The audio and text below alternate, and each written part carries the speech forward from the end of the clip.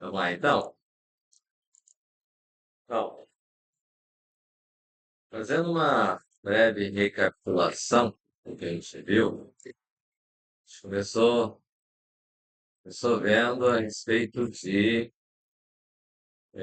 algoritmos, né? Vendo a ideia de algoritmos, nós falamos sobre sintaxe semântica.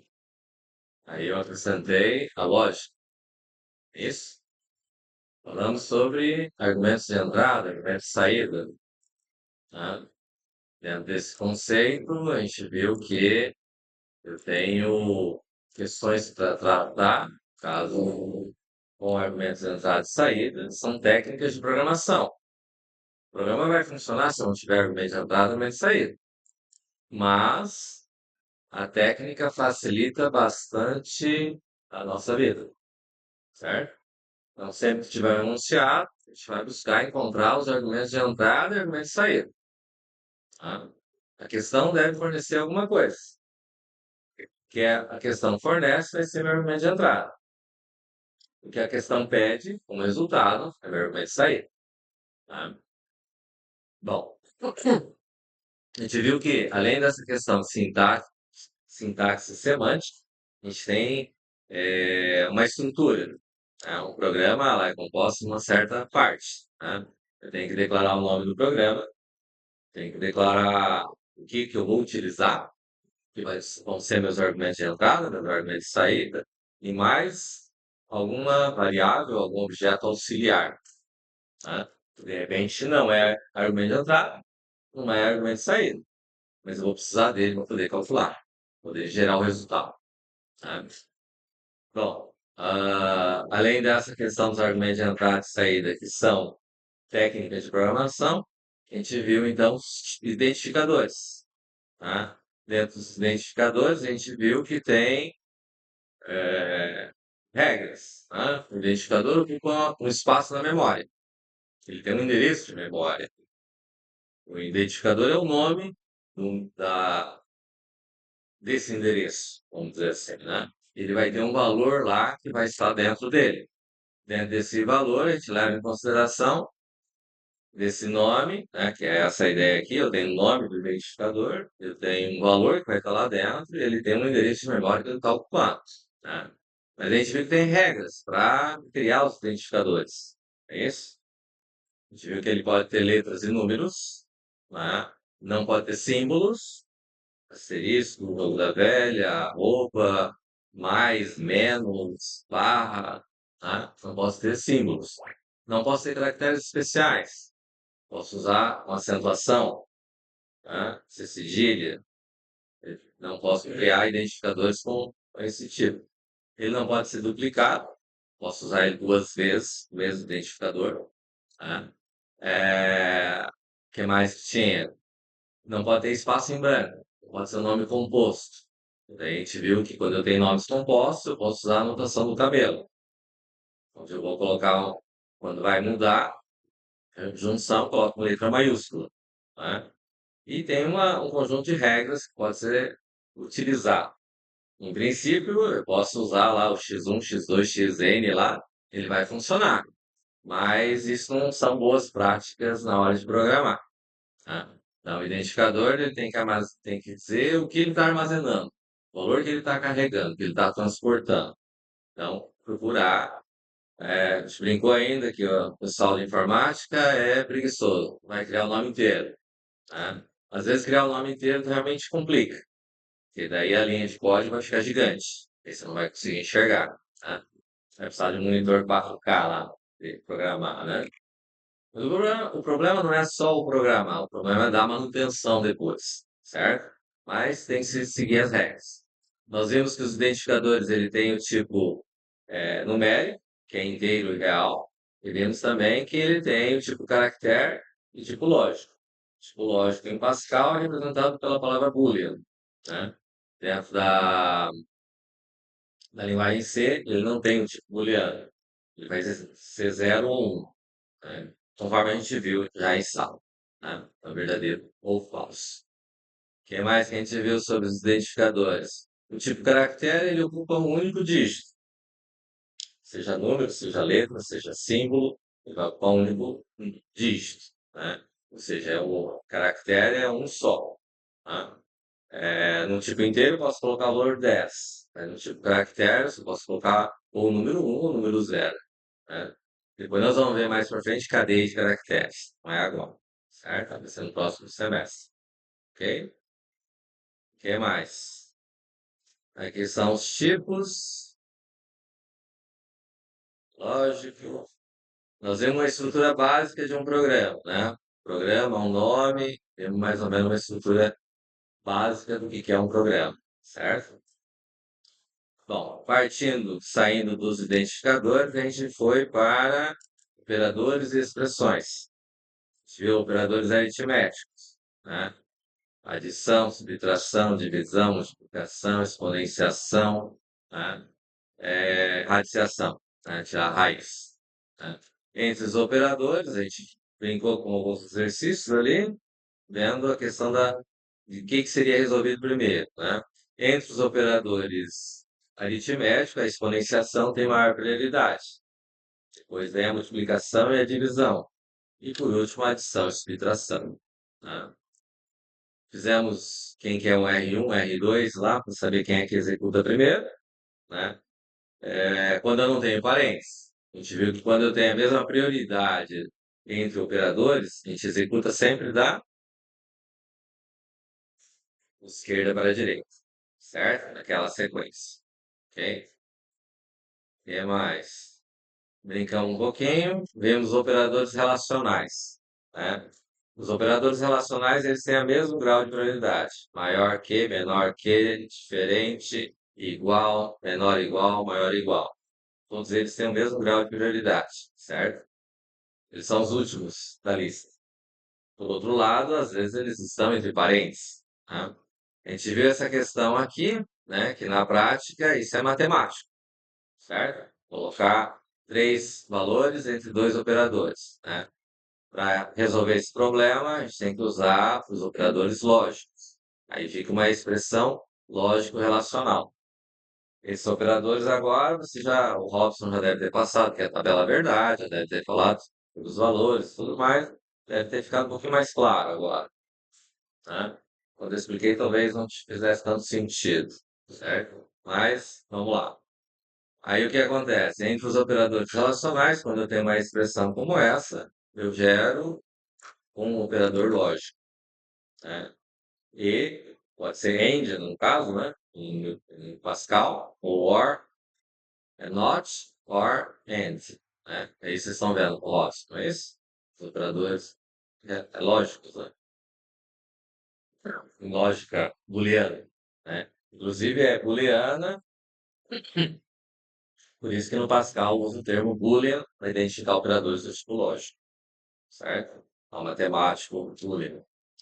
A prioridade entre todos os operadores, o não ou not tem a maior prioridade, aí a exponenciação, multiplicação, divisão e o AND, ou adição, depois a adição, subtração e o OR, e por último os operadores relacionais, certo? Lembrando que nós temos níveis de parênteses, no caso, certo? Na matemática tinha colchetes e tinha chaves. Aqui para nós, usamos níveis de parênteses, certo? Lembrando que cada parênteses tem que ser fechado. Se fechar, ele pode dar errado, ok? E, seguindo esse processo, nós vamos entrar no que é uma linguagem algorítmica. Daqui, tranquilo. É tudo fácil, na verdade, né? Não? Alguém tem alguma dúvida até aqui, até o capítulo, até a gente entrar no tema linguagem algorítmica? Algum comentário? Observação? Então tá bom. Então tá tudo certo. É isso? Querem um tempo para pensar? Acho que não, né? Vamos tocar o barco. Tá. Então, o que é uma linguagem algorítmica, né?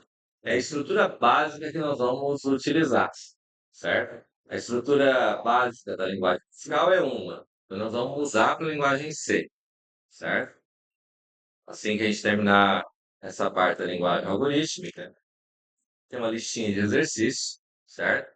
E daí, com base nisso, nós vamos entrar depois num outro assunto. certo? Aquele trabalho que eu estava pedindo lá, o caderno grande, até agora ninguém viu nada, né? Fica tranquilo, tem tempo para essas coisas. Você vai ver, certo? Vamos lá. Então, o que que é uma linguagem algorítmica? Na verdade, a gente já viu o básico dessa linguagem algorítmica, certo? Que é o quê? Aqui está uma forma antiga chamada fluxograma. Mas hoje em dia esse fluxograma já não é mais utilizado, né? A ideia, geralmente, se usa fluxograma para poder ter uma noção de como que a coisa vai rodar, né? Vamos, o que é que acontece? Program é a palavra, no caso Pascal, o nome do programa. Esse nome do programa, lembrando que ele segue as mesmas regras dos identificadores. O nome do programa é um tipo de identificador, certo? Ele vai ocupar um espaço na memória. E eu não posso repetir entre o program, que está aqui, e o que vai vir lá no var, né? Aqui no var. Né? Mas antes do programa, antes do var, nós temos a situação do quê? Eu tenho lá os argumentos de entrada, os argumentos de saída, certo? Baseado no enunciado, eu tenho que buscar quem que é o meu argumento de entrada, quem é o meu argumento de saída. Isso gera. Ah, mas eu sei de cabeça. Beleza? Pode até saber, mas na prova eu considero que isso é uma técnica de programação. Então, vocês devem respeitar a técnica de programação e colocar, certo? Por quê? Porque é baseado nisso que vai evoluir os programas, certo? Então, eu vou ter lá argumento de entrada, argumento de saída, né? Esse argumento de entrada, argumento de saída, o enunciado tem que dizer quem são os argumentos de entrada, quem são os argumentos de saída. Ou, em outras palavras, se você não sabe onde você está e não sabe para onde vai, né? O que que vai acontecer?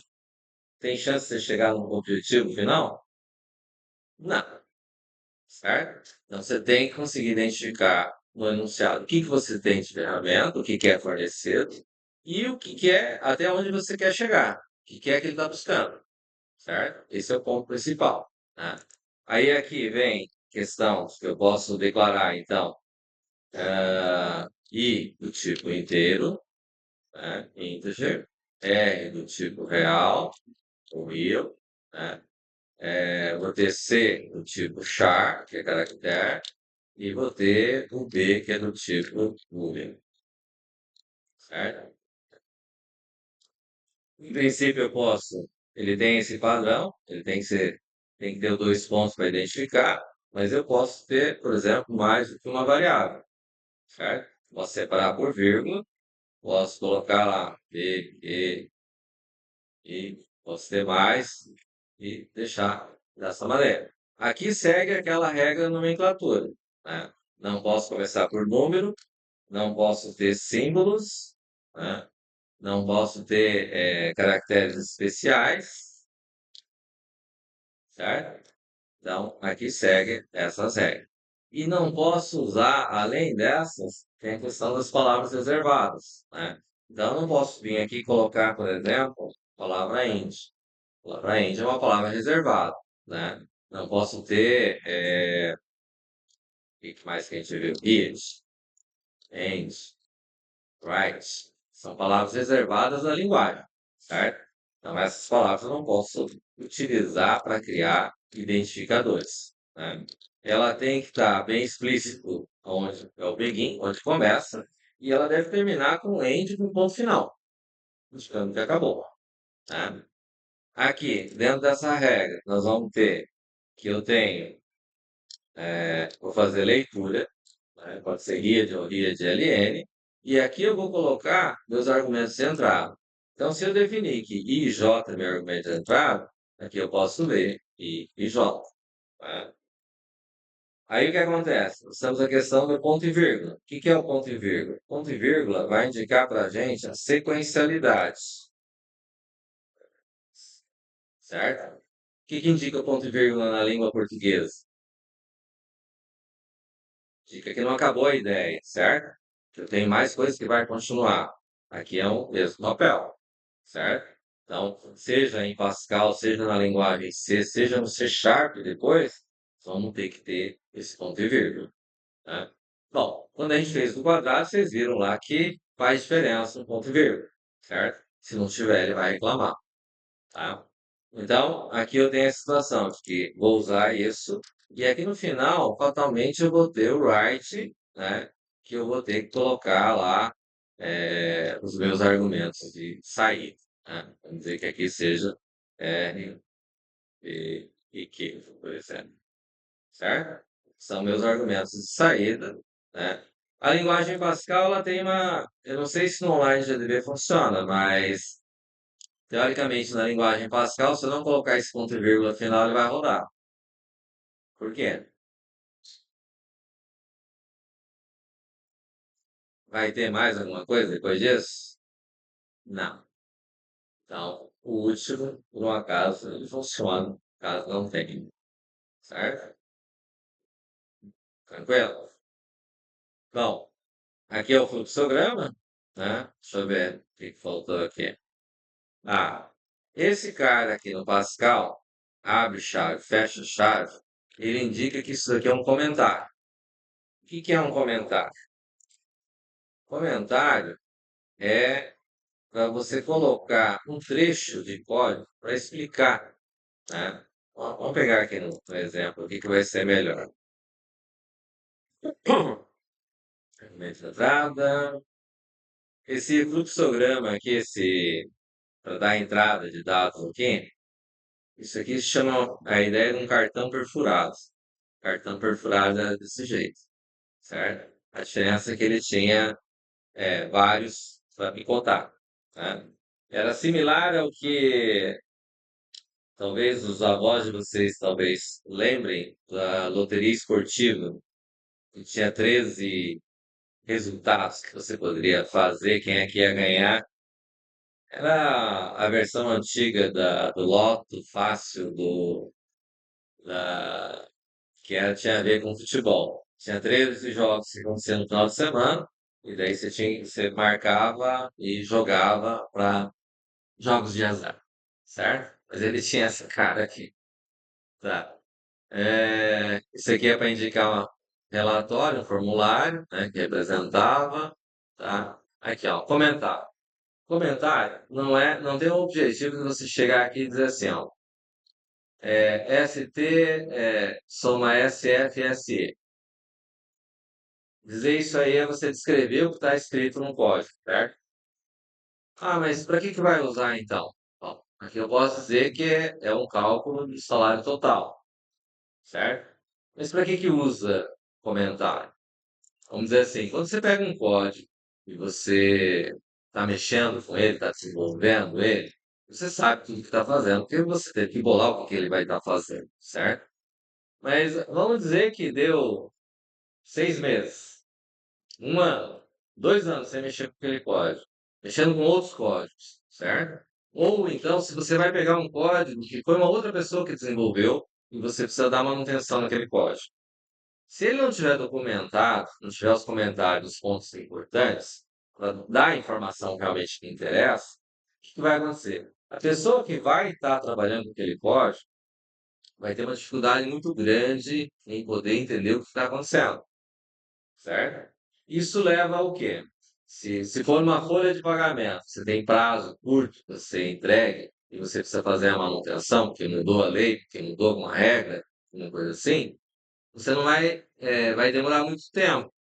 E demorar esse muito tempo pode custar caro para a empresa, porque a empresa tem prazos para poder entregar. Está chegando. Então, mas o que acontece? Então, dentro desse contexto, quando você coloca comentado o código, isso vai facilitar bastante a vida na hora de dar manutenção. Isso é uma prática que geralmente é recomendada, certo? Por quê? Porque isso vai facilitar bastante o processo de manutenção e vai perder menos tempo e, de repente, prazo, certo? O sistema às vezes fica fora do ar em algum lugar. Por quê? Porque está em manutenção. Por quê? Porque deu algum BO. Daí você precisa corrigir. Se foi você que fez o código, você lembra o que foi feito, tudo mais, você vai lá direto e se faz pouco tempo que você mexeu com ele, melhor ainda. Mas mesmo você, se tiver que mexer com um código que foi feito há 3 anos atrás, vai lembrar? Fez 3 anos atrás? Lembra que fez semana passada? Certo? Então isso pode gerar um problema. Ok?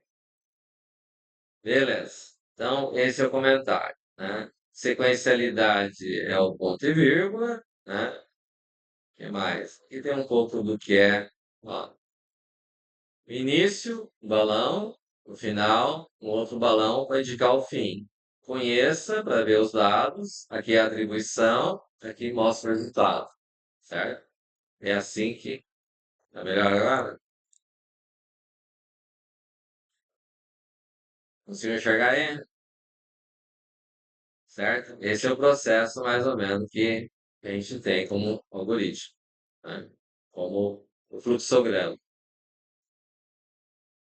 E daí, partindo disso, acho que a gente pode brincar um pouquinho com esse cara aqui. O que vocês acham?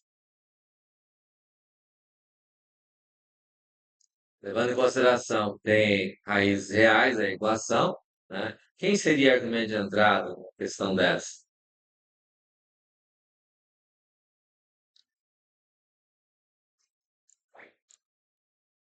Oi? Não. A, B e C. Quem seria argumento de saída? X? Não. X1 e X2. Faz sentido? O que faz cálculo aqui? Ixi, eu acho que desligou.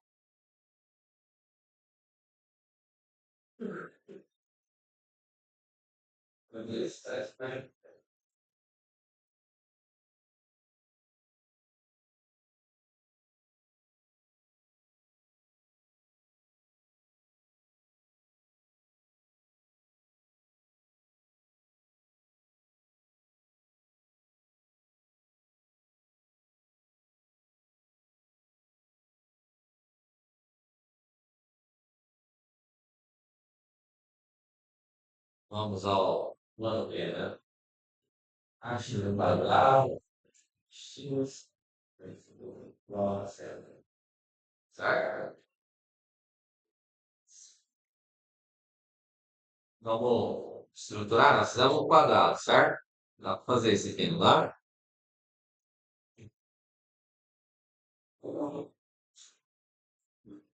Consegue enxergar aí? É, ó, é igual.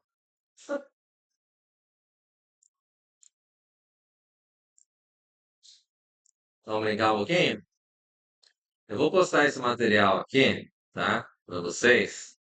E lá no final, se caso cabe a luz até então, tem uma listinha de exercícios, certo? Ó, ok? Ó, tem até a 15.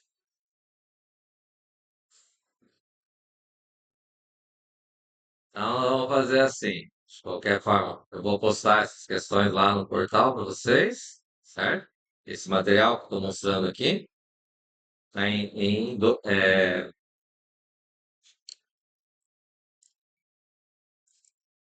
materiais, certo? Esse material aqui.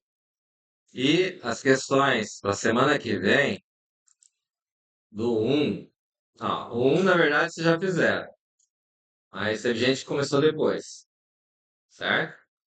Do um até o 8, do 1 até o 9, fechou?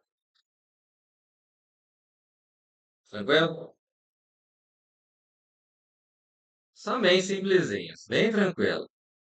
Deixa eu colocar de volta ali para. Cadê? Aqui. Tá? Hã? Tá na. É. Mas acho que no material de vocês não tá. Pra mim limpou. Tá? Vai estar zerado. Eu vou ter que pôr para vocês. Posso encerrar aqui o vídeo?